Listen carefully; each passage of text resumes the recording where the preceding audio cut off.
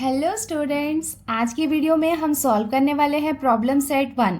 देखो यहाँ पे फर्स्ट क्वेश्चन हमें क्या दिया हुआ है, choose correct alternative for each of the following questions. तो देखो यहाँ पे क्या है, हमें अल्टरनेटिव आंसर्स दिए हुए हैं और हमें करेक्ट आंसर चूज करना है। चलो स्टार्ट करते हैं इसके क्वेश्चन नंबर 1 से। To draw graph of 4x plus 5y equals to 19. Find y when x equals to 1. देखो यहाँ पे हमें ये इक्वेशन दिया हुआ है जिसमें हमें x की वैल्यू पुट करनी है 1, तो हमें y की वैल्यू कितनी मिलेगी वो हमें फाइंड करना है। सो ये हमें इक्वेशन दिया हुआ है, देयरफॉर 4x के प्लेस में हमें पुट करना है 1 plus 5y equals to 19। Therefore 4 one ज़र कितना हो जाएगा, 4 plus 5y equals to 19। Therefore हमें क्या करनी है, y की वैल्यू निकालनी है, तो हम लिख लेंगे 5y इक्वल्स टू 19। 4 इस तरफ आएगा तो साइन चेंज हो जाएगा, ये हो जाएगा -4। देयरफॉर 5y इक्वल्स टू 19 में से 4 माइनस करेंगे तो हमें कितना मिलेगा, 15। देयरफॉर अब हम y की वैल्यू निकाल लेते हैं, y इक्वल्स टू कितना हो जाएगा, 15/5। नाउ अब इसको हम डिवाइड कर लेते हैं, 5 वन ज़र 5 और ये हो जाएगा 5 3 ज़र 15। देयरफॉर हमें y की वैल्यू कितनी मिल गई, 3। सो यहाँ पे हम देख सकते हैं ऑप्शन बी में हमें 3 दिया हुआ है, तो ये हो जाएगा इसका करेक्ट अल्टरनेटिव आंसर। अब हम आते हैं इसके क्वेश्चन नंबर 2 में। यहाँ पे हमें क्या दिया हुआ है, for simultaneous equations in variables x and y, dx equals to 49, dy equals to -63, d equals to 7, then what is x। तो यहाँ पे हमें क्या करना है, x की वैल्यू निकालनी है और हमें क्या क्या दिया हुआ है, dx दिया हुआ है, dy और d हमें दिया हुआ है। अब हम सॉल्व करते हैं इसका क्वेश्चन नंबर 2। सो हमने यहाँ पे ये गिवन वाले पार्ट निकाल लिए हैं, हमें क्या करना है, x की वैल्यू फाइंड करनी है। देखो हमने क्रेमर्स रूल लगाया था और वहां पे हमने देखा था कि x की वैल्यू कैसे निकालते हैं। तो x इक्वल्स टू क्या होता था, dx/d, यही होता था ना, अगर आपको याद होगा। और जब हम y निकालते थे तो dy/d लिखते थे। इसका मतलब यहाँ पे हमें ये dy की वैल्यू एक्स्ट्रा दी हुई है, उसकी जरूरत नहीं है। चलो dx के प्लेस में उसकी वैल्यू पुट करते हैं, तो ये हो जाएगा 49/d। d के प्लेस में हम रखते हैं यहाँ पे 7। अब इसको हम डिवाइड कर लेते हैं, 7 वन ज़र 7, 7 7 ज़र कितना हो जाएगा, 49। Therefore x equals to, x की वैल्यू हमें कितनी मिल गई, 7। सो यहाँ पे हम देख सकते हैं कि क्वेश्चन 2 में जो ए ऑप्शन हमें दिख रहा है 7, ये हो जाएगा इसका करेक्ट आंसर। अब हम आते हैं इसके क्वेश्चन नंबर 3 में। यहाँ पे हमें क्या दिया हुआ है, फाइंड द वैल्यू ऑफ। देखो यहाँ पे हमें क्या है, डिटर्मिनेंट दिया हुआ है, इसकी वैल्यू हमें फाइंड करना है। ये हमने ऑलरेडी प्रैक्टिस सेट में सॉल्व किया है, चलो एक बार फिर से कर लेते हैं।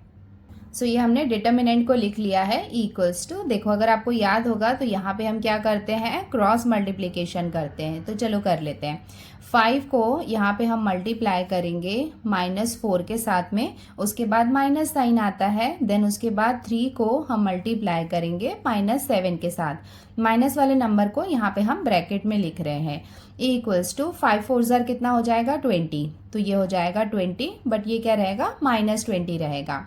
ये यहाँ पे आ जाएगा माइनस साइन। 7 3 ज़र कितना होता है, 21। तो ये क्या हो जाएगा, -21 होगा, बिकॉज हम क्या कर रहे हैं, -7 को 3 से मल्टीप्लाई कर रहे हैं। इक्वल्स टू ये हो जाएगा -20, माइनस माइनस क्या हो जाएगा, प्लस, तो ये हो जाएगा +21। इक्वल्स टू माइनस प्लस क्या हो जाएगा, माइनस। सो 21 में से 20 को माइनस करेंगे तो हमें कितना मिलेगा, 1। और साइन यहाँ पे हम लगाएंगे बिगर नंबर का, तो इसकी वैल्यू हमें कितनी मिल गई, 1। सो यहाँ पे हम देख सकते हैं ऑप्शन डी 1 हो जाएगा इसका करेक्ट आंसर। अब हम आते हैं इसके क्वेश्चन नंबर 4 में। यहाँ पे हमें क्या दिया हुआ है, टू सॉल्व। देखो यहाँ पे ये हमें फर्स्ट इक्वेशन दी हुई है और ये यहाँ पे हमें सेकेंड इक्वेशन दी हुई है। Bye determinant method find D, तो हमें क्या करना है, डी निकालना है। किससे निकालना है, डिटर्मिनेंट्स मेथड से। डिटर्मिनेंट हम कैसे निकालते हैं आपको पता होगा, डिटर्मिनेंट हमने ऑलरेडी निकाला है। चलो एक बार फिर से ट्राई कर लेते हैं। सो हमने यहाँ पे ये दोनों इक्वेशंस लिख लिए हैं। ये इक्वेशन को हम थोड़ा सा मॉडिफाई कर लेते हैं, तो ये क्या हो जाएगा, 3x - 2y इक्वल्स टू, ये -4 को हम राइट साइड में भेजेंगे तो साइन चेंज हो जाएगा, ये हो जाएगा 4। अब हम ये इक्वेशन और ये इक्वेशन को कंसीडर करेंगे और d की वैल्यू निकालेंगे। देयरफॉर अब हम क्या कर रहे हैं, डी की वैल्यू निकाल रहे हैं, तो डी मतलब डिटर्मिनेंट, ये हम निकालेंगे तो ये हो जाएगा डी इक्वल्स टू, देखो अगर आपको याद होगा तो हम डिटर्मिनेंट निकालते हैं तो यहाँ पे हम क्या करते हैं, इनके कोफिशिएंट लेते हैं, पहले एक्स वाले को ले लेते हैं। देखो यहाँ पे 1 है और यहाँ पे 3 है, कुछ नहीं है मतलब 1 ही होता है, तो यहाँ पे आ जाएगा 1 और इधर आ जाएगा 3।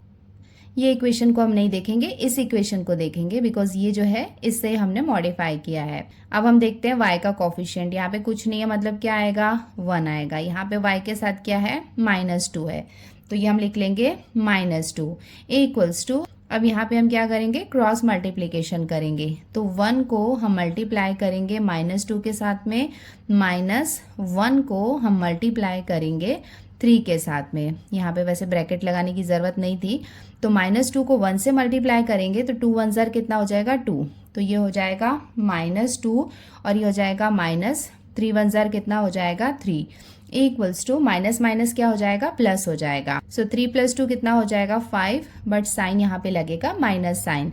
सो डी की वैल्यू, डी मतलब डिटर्मिनेंट, ये हमें कितना मिल गया -5। सो यहाँ पे हम देख सकते हैं ऑप्शन सी -5, ये हो जाएगा इसका करेक्ट आंसर। अब हम आते हैं इसके क्वेश्चन नंबर 5 में। देखो यहाँ पे हमें क्या दिया हुआ है, ax + by = c and mx + ny = d and an is not equals to bm, then these simultaneous equations have, ये थोड़ा सा हाई लेवल का क्वेश्चन है आप लोगों के लिए, बट इट्स ओके, ये भी हम समझने की कोशिश करते हैं। देखो यहाँ पे हमें ये 2 इक्वेशन दिए हुए हैं, ये एक इक्वेशन है और ये एक इक्वेशन है। यूजुअली कोई नंबर हमें दिया हुआ होता है यहाँ पे, बट अभी नहीं दिया है, मतलब a b ये क्या है, कोई नंबर्स है। और उसके साथ में यहाँ पे हमें क्या कंडीशन दी हुई है, a की वैल्यू निकाली है और n की वैल्यू निकाली है, तो ये दोनों को जब मल्टीप्लाई किया गया सो ये इक्वल नहीं है bm के, इनकी भी कुछ वैल्यू निकाली गई है और जब इन्हें मल्टीप्लाई किया गया तो ये आपस में इक्वल नहीं है। यहाँ पे हमें बताना है कि इसमें से कौन सा स्टेटमेंट करेक्ट है।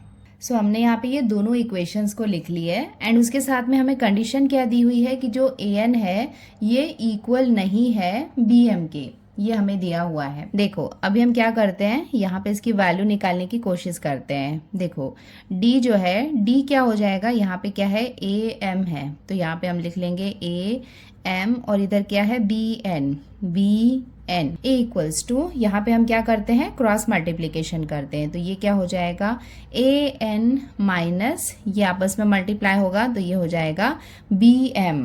नाउ हमें कंडीशन क्या दी हुई है कि जो an है which is not equals to bm। देखो यहाँ पे हम देख सकते हैं bm है और यहाँ पे क्या है an है, इसका मतलब ये है कि ये दोनों की वैल्यू सेम नहीं हो सकती है। फॉर एग्जाम्पल अगर इसकी वैल्यू मतलब ये दोनों को मल्टीप्लाई किया तो 20 आ रहा है और अगर इसकी वैल्यू भी क्या आ रही है, 20 आ रही है, तो 20 - 20 ये क्या हो जाएगा, 0 हो जाएगा, which is not possible because यहाँ पे हमें कंडीशन में दिया हुआ है कि ये दोनों आपस में इक्वल नहीं है। अगर ये दोनों इक्वल होंगे तो यहाँ पे क्या आ जाएगा, डी की वैल्यू क्या होगी, 0 हो जाएगी। देयरफॉर हम यहाँ पे कह सकते हैं कि जो डी की वैल्यू है which is not equals to 0, which is not equal to 0 का मतलब ये है कि यहाँ पे ये दोनों कभी भी सिमिलर नहीं हो सकते हैं। बिकॉज क्या होगा, अगर ये दोनों सिमिलर होंगे और इसकी वैल्यू 0 आ रही है, इसका मतलब यहाँ पे नो सॉल्यूशन होगा। इसका मतलब ये है कि यहाँ पे सिर्फ एक कॉमन सॉल्यूशन ही पॉसिबल है कि डी जो है वो 0 के इक्वल नहीं होगा। सो यहाँ पे option A, only one common solution, ये होगा इसका करेक्ट आंसर। अब हम आते हैं इसके क्वेश्चन नंबर 2 में। यहाँ पे हमें क्या दिया हुआ है, complete the following table to draw the graph of. देखो यहाँ पे हमें ये इक्वेशन दिया हुआ है, हमें यहाँ पे ग्राफ ड्रॉ नहीं करना है, हमें क्या करना है, कंप्लीट द फॉलोइंग टेबल। हमें क्या करना है, सिर्फ ये टेबल कंप्लीट करना है। तो यहाँ पे हम क्या करेंगे, देखो यहाँ पे x की वैल्यू दी हुई है, तो इस इक्वेशन में यहाँ पे हम x के प्लेस में पुट करेंगे -5 और y की वैल्यू निकालेंगे। और ये सेकेंड वाले कंडीशन में क्या करेंगे, y के प्लेस में 0 पुट करेंगे एंड उसके बाद x की वैल्यू निकालेंगे। सो हमने यहाँ पे इक्वेशन लिख लिया है। फर्स्ट कंडीशन ले रहे हैं व्हेन x इक्वल्स टू -5, तो यहाँ पे हम क्या करेंगे, x के प्लेस में -5 पुट करेंगे। देयरफॉर ये हो जाएगा 2, x के प्लेस में हम लिखेंगे -5 -6y इक्वल्स टू 3। देयरफॉर 5 2 ज़र कितना हो जाएगा 10, बट यहाँ पे हम लिखेंगे -10 -6y equals to 3, therefore -6y equals to, ये कितना हो जाएगा 3, ये माइनस है, इस तरफ आएगा तो साइन चेंज हो जाएगा, ये हो जाएगा +10। देयरफॉर -6y इक्वल्स टू, ये दोनों का एडिशन करेंगे तो कितना मिलेगा 13। देयरफॉर हमें y की वैल्यू अकेली चाहिए तो y इक्वल्स टू, ये हो जाएगा 13। ये यहाँ पे मल्टीप्लीकेशन में है, इस तरफ आएगा तो डिवीजन के प्लेस में आ जाएगा, और माइनस साइन हमेशा ऊपर न्यूमरेटर के साथ होता है, तो ये कितना हो जाएगा -13/6। इसका मतलब जब हमने x इक्वल्स टू -5 लिया तो y की वैल्यू हमें कितनी मिली -13/6। सो ये जो फर्स्ट वाला बॉक्स है यहाँ पे मैं लिख रही हूँ बिकॉज जगह कम है, -13/6। यहाँ पे आप बॉक्स बड़ा बना लेना, और यहाँ पे क्या आ जाएगा, x के प्लेस में आ जाएगा -5, y की वैल्यू कितनी हो जाएगी -13/6। अब देखो सेकेंड कंडीशन में हम क्या करेंगे, y की वैल्यू 0 पुट करेंगे। When y इक्वल्स टू 0, तो हम क्या करेंगे, इस इक्वेशन में y की वैल्यू 0 पुट करेंगे। 2x को हम एज इट इज लिखेंगे -6, y के प्लेस में हम लिखेंगे यहाँ पे 0 equals to 3, therefore 2x, 6 zero से कितना होगा 0 होगा, तो ये क्या हो जाएगा -0 इक्वल्स टू 3। देयरफॉर 2x में से 0 को माइनस करेंगे तो 2x ही रहेगा, तो 2x इक्वल्स टू, ये कितना हो जाएगा 3। देयरफॉर x की वैल्यू हमें कितनी मिल जाएगी 3, ये इस तरफ मल्टीप्लीकेशन में, इधर आएगा तो डिवीजन के प्लेस में आ जाएगा, तो ये हो जाएगा /2। सो x की वैल्यू हमें कितनी मिल गई 3/2।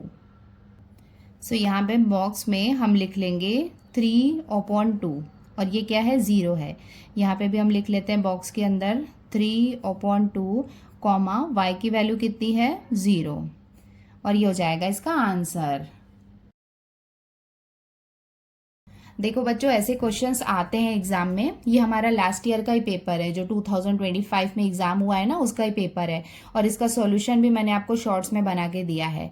देखो सेम टू सेम वैसा ही क्वेश्चन है, यहाँ पे जो इक्वेशन होगा ये चेंज कर देगा, मतलब कोई और इक्वेशन आ जाएगी, बट हाँ जो सॉल्व करने का तरीका है वो सेम रहेगा। Complete the following table to draw the graph, तो ऐसे क्वेश्चन आएंगे तो आप ग्राफ मत ड्रॉ करना, आपको क्या करना है, सिर्फ कंप्लीट द फॉलोइंग टेबल, ये टेबल आपको कंप्लीट करना है। यहाँ पे आपको x की वैल्यू और y की वैल्यू दी होगी, हमें ब्लैंक बॉक्सेस गिवन होंगे, हमें क्या करना है, हमें सिंपली x और y की वैल्यू पुट करनी है, और जो भी आंसर आएगा उसे यहाँ पे पुट करना है। इस वाले क्वेश्चन का सॉल्यूशन मैंने शॉर्ट्स में अपलोड किया है, उसका लिंक आपको डिस्क्रिप्शन में मिल जाएगा।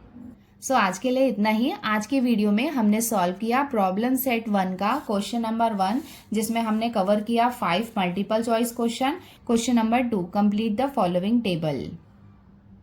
आगे के क्वेश्चंस हम नेक्स्ट वीडियो में सॉल्व करते हैं। आज के लिए इतना ही, जल्दी मिलते हैं नए वीडियो में। वीडियो अगर आपको पसंद आया है तो वीडियो को लाइक ज़रूर करें, और अगर आप हमारे चैनल पे नए हैं तो चैनल को सब्सक्राइब ज़रूर कर लेना, ताकि आने वाले न्यू वीडियो के नोटिफिकेशंस आपको मिलते रहें। मैं पूरा 10th का सिलेबस आपको कंप्लीट कराने वाली हूँ। और अगर आपने हमारा टेलीग्राम चैनल ज्वाइन नहीं किया है तो उसका लिंक भी आपको डिस्क्रिप्शन में मिल जाएगा। आज के लिए इतना ही, जल्दी मिलते हैं नए वीडियो में। Till then take care, bye bye and practise well. Bye.